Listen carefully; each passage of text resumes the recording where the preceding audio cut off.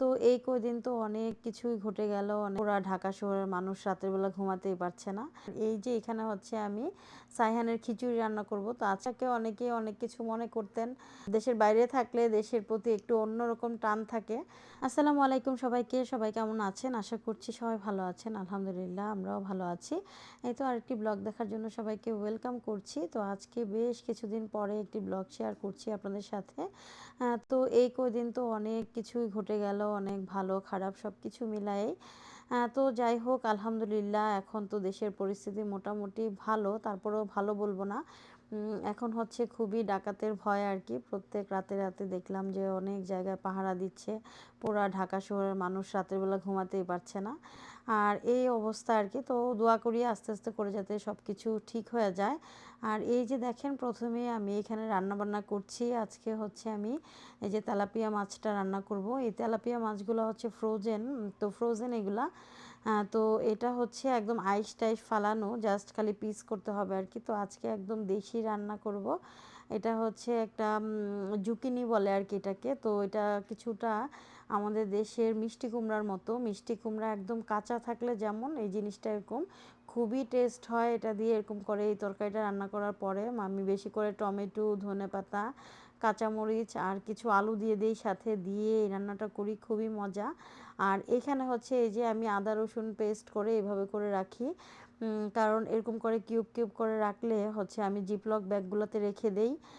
তারপর রাখার পরে আমার অনেক দিন চলে যায়, মানে একটা একটা করে নামিয়ে নামিয়ে ইউজ করি আর কি। আর হচ্ছে এখানে অনেক ধরনের পেস্ট পাওয়া যায় ওয়ালমার্টে, তারপরে বিভিন্ন সুপার শপগুলোতে। তো আমি ওইগুলো হচ্ছে ওই পেস্টগুলা মানে আমি তেমনভাবে খেতে পারি না, আমার কাছে কেমন একটা ভিনেগারের গন্ধ লাগে। তো তার জন্য এনেও আবার দেখা গেল যে সাইহানের খিচুড়ি রান্না করতে গেলে একটু ঝামেলা হয়, ও একটু মানে ওরও পছন্দ না জিনিসটা, তো তার জন্য আর আমি ওইটা আনি না। আর এই যে এখানে হচ্ছে আমি সাইহানের খিচুড়ি রান্না করব। তো আজকে খিচুড়িটা একটু ডিফারেন্টভাবে বসাচ্ছি আর কি। মানে নর্মালি আমরা যেভাবে রান্না করি এভাবে। আর এখানে এই যে আমি সবজিগুলো কেটে নিলাম, কেটে চালটা ধুয়ে নিছে। আর চাল হচ্ছে আমরা যেটা দিয়ে ভাত খাই ওই ভাতের চালটাই দেই ওকে, মানে বাসমতি চাল আর কি। এখানে তো বাসমতিটাই আমরা খাই। আজকে হচ্ছে চিকেন দিয়ে রান্না করব। তো ওর খিচুড়িটা সাইহান এখনও খিচুড়ি দিচ্ছি, কারণ ও তেমনভাবে ভাত খাওয়াটা শিখে নাই। আর খিচুড়িটা কিন্তু অনেকগুলা সবজি, তারপরে হচ্ছে এক এক দিন এক এক রকম, যেমন একদিন আমি চিকেন দেই, একদিন ফিশ দেই, এরকম করে দেই। মাঝে মধ্যে আবার একটু ডিম ভেঙেও দিয়ে দেই। মানে অনেক কিছুই পাওয়া যায় খিচুড়িটাতে, তো তার জন্য আমি খিচুড়িটা আপাতত বাদ দিই না আর কি। অনেক সবজি অনেক কিছুই থাকে। তো তার জন্য ভাবলাম যে আস্তে আস্তে করে ভাত খাওয়া শিখুক। তো খিচুড়িটা রান্না মানে করি এখন। আর এইটা এই যে দেখেন আমি আজকে ডাল রান্না করেছি একদম পুরা কাঁচা আম দিয়ে। মানে কাঁচা আমটা দিয়ে খুবই ভালো লাগছে ডালটা খেতে, পাতলা করে ডালটা রান্না করেছিলাম আজকে। আর কাঁচা আম হচ্ছে এখানে আমি অনেক খুঁজেছি পাইনি, পরে এটা হচ্ছে ফারহানা দিয়েছিল আমাকে আমটা। আর তারপরে হচ্ছে বিকালবেলা একটু বাচ্চাদেরকে নিয়ে যে বের হলাম একটা পার্কে। আর এই পার্কটা খুবই সুন্দর। এটা হচ্ছে আমাদের সারিতে গিলফোর্ডের কাছাকাছি একটা পার্ক। পার্কটার নাম আসলে খেয়াল নাই। এখানে এত পার্কে যাওয়া হয় যে মনেই থাকে না। আর এটা তো বেশ কিছুদিন আগের ভিডিও যেহেতু। আর যাই হোক দেশের অবস্থা তো তেমন একটা ভালো ছিল না, তো তার জন্য তেমনভাবে কোনো একদম 20-25 দিন ধরে কোনো ভিডিওই তেমন দেওয়া হয়নি। তো পেজের যেহেতু মানে একটা ইয়ের ব্যাপার আছে পেজটাকে রানিং রাখার, তো রিচটা তো এমনি তো রিচ কমেই যাচ্ছে, আমি তো আর তেমনভাবে ভিডিও শেয়ারও করতে পারি না। তো তার জন্য মাঝে মাঝে একটু রিলস টিলস দিতাম আর কি, যাতে পেজটা একটু অ্যাক্টিভ থাকে।